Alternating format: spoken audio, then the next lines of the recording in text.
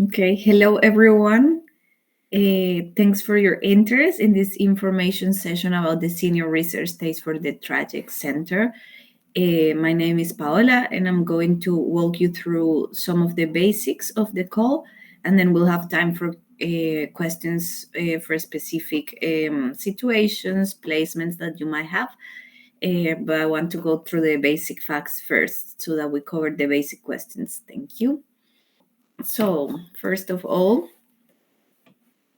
what is the aim of the senior research days? The senior research days, they're basically grants or scholarships, depending if you're a student or a practitioner, for funding is research stays at TRAJECTS organizations. Or if you're a TRAJECTS researcher, you could also go to another organization that's not a TRAJECTS organization. This the funding available is for stays that last minimum 4 months and maximum 6 months, so 4 to 6 months stays, and we'll have this call every year uh, until 2025 with a total of 15 senior research stays that will be supported. But this particular call, 2022, we only have five slots that we can support. So the competition will probably be high. And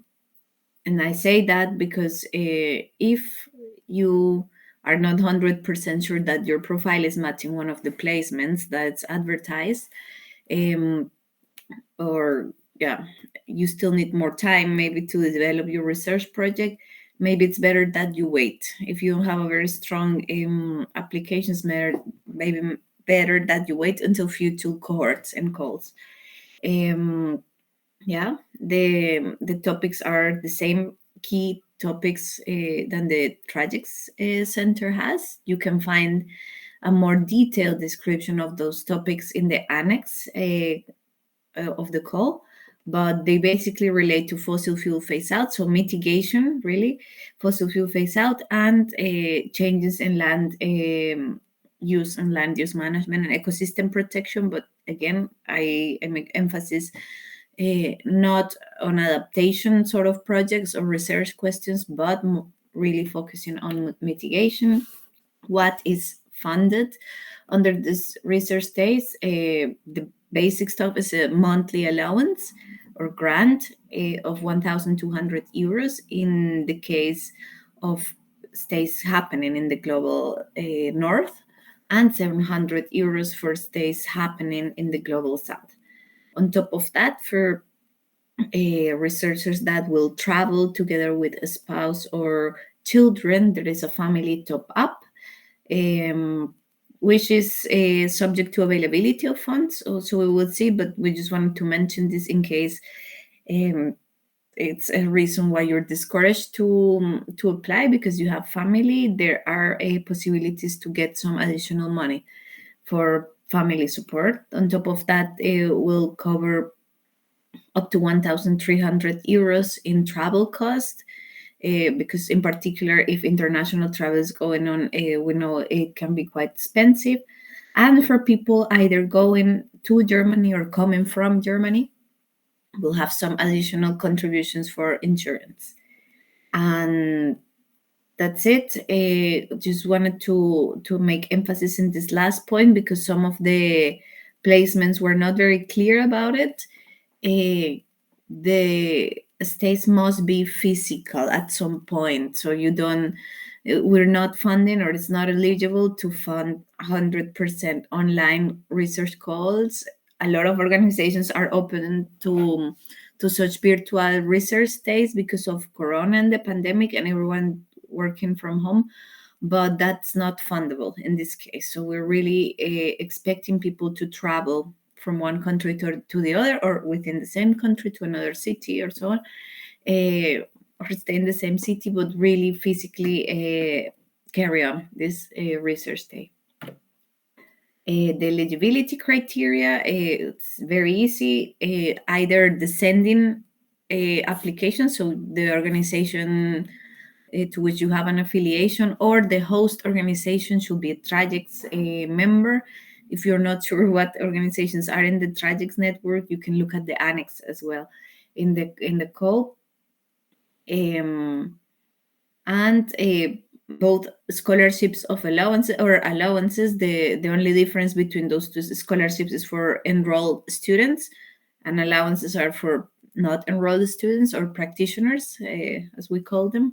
In either case, we expect you to have minimum 6 years of relevant professional experience on the relevant issues to be able to apply. That's why this is a senior research stage. If you don't have this amount of years, there will be calls for junior research stage later in the year.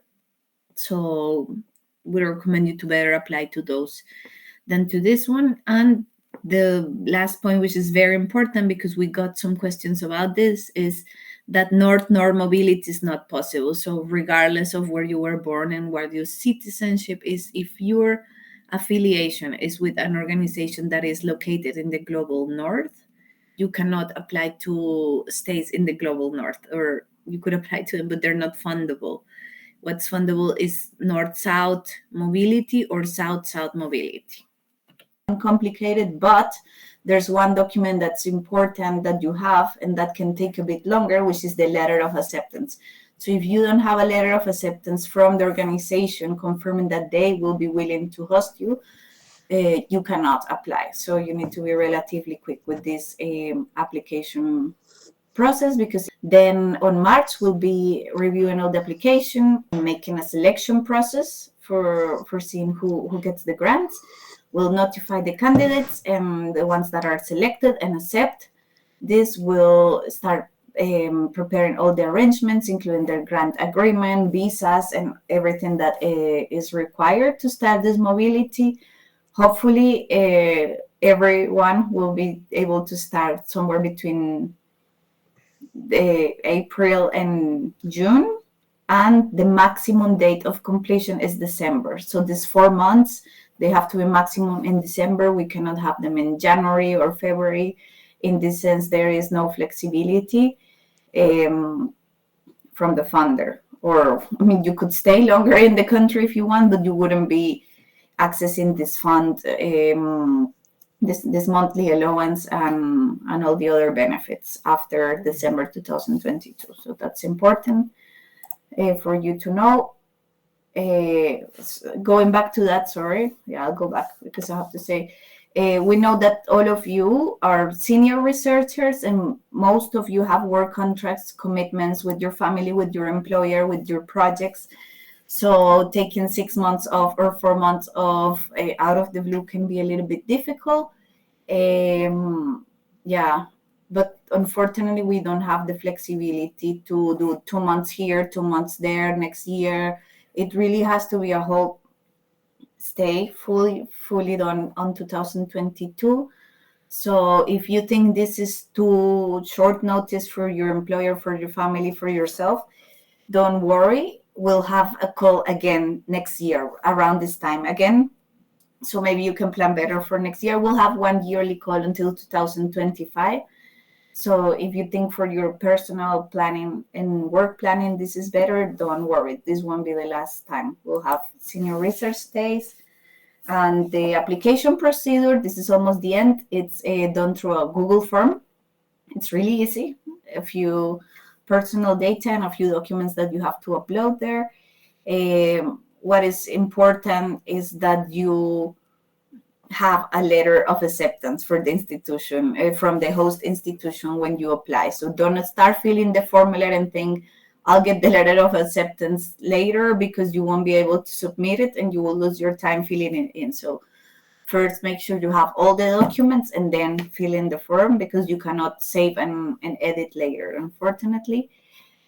And as I say, and I want to make emphasis on that again, you can either apply to one of the 14 placements that we have, or you can write your own speculative application, as long as the host institution agrees to it and you have a clear research proposal with clear goals and objectives, and those are in line with the TRAJECTS priorities. This is totally fine for us. Also, if you think your expertise will fit in more than one placement and you are undecided, you can also apply for more than one placement. However, please make sure if you do that, that in the application it's very clear for you and for us, which will be your priority in terms of if you were to get it, the funding to which posting or placement you would like to go. That is the list of documents, which are very general. The CV, the research project, this is very important, probably most important. It has to be 5 pages, but you have to have a clear outcome and description of what you will be doing. The letter of acceptance, equally important. And then, if applicable, some documents like your proof of affiliation or your self-declaration as a member of an unrepresented group, or additional documents that the host institution might want, like a proof of language skills. So that was it. Everything is to be found in the call online, but I wanted to go through it just so that everyone is in the same level. If you have more questions that are either specific to your placement, to your own situation, and so on and so forth, please, and you don't want to ask them here necessarily because you don't want everyone to know, please write us. Those are our email addresses, and you can also find them on the website. We're more than happy to answer any questions. We have divided ourselves into the regional hubs. So most of the placements we have are for Colombia. That will be the Latin American hub, Natalie. Here is her email. For Africa, we only have one placement, but if you're coming from Africa, that could also be relevant. So for Africa and the rest of the world, which is Germany at the moment only, that we have placements. But again, we have organizations in other countries. Just write to TRAJECTS Center or to me directly, Paola, and also in that email. And that's it. Now that's all from my side. Now I'm going to open the floor for questions. As I said, you're welcome to use the chat. We have one question already in the chat from Soraya, which is, if you're not currently associated with an organization. Yeah, that is a bit complicated. We had this like freelancer researchers, unfortunately, would not be fundable. You have to, I mean, in most cases, you have to have some sort of affiliation. It doesn't have to be a full-time position, a full-time job, but maybe you're still associated to your old research group in one way or the other. Yeah, that would be important to have an affiliation. Why? Because we would like to expand the TRAJECTS network. So the idea is that your organization where you're affiliated after your research state can also join the network, and then this can grow in collaboration. So we're really looking for people that will be interested in this. So unfortunately, if you don't have any affiliation, yeah, you're not fundable. But if you have an affiliation, even though it's not a full-time job, even though it's not a full-time position, that is totally fine. Yeah, but we can talk about it also if you want to explain your specific case. We can talk about it bilaterally. Yeah, I don't know. More questions? I open the floor for questions. Hi, Paula. It's Stefan. Thank you for the presentation, and I wanted to ask if it's possible to apply twice, or let's say in the best case to receive it twice. Is this possible to apply, like, let's say this year and maybe in 2 years, or do you have like? Yeah, for sure. I mean, of course, we want to fund as many people as possible, meaning that if you get it this year, I think it's unlikely that you will get it again. Yeah, yes. But if you apply this year, maybe you're not successful and you manage to fund by yourself or with other resources your stay this year, you can still apply next year. That's no problem. But what it's unlikely is that we support people in different cohorts, the same person. But yeah, no problem. Okay, thank you. Okay.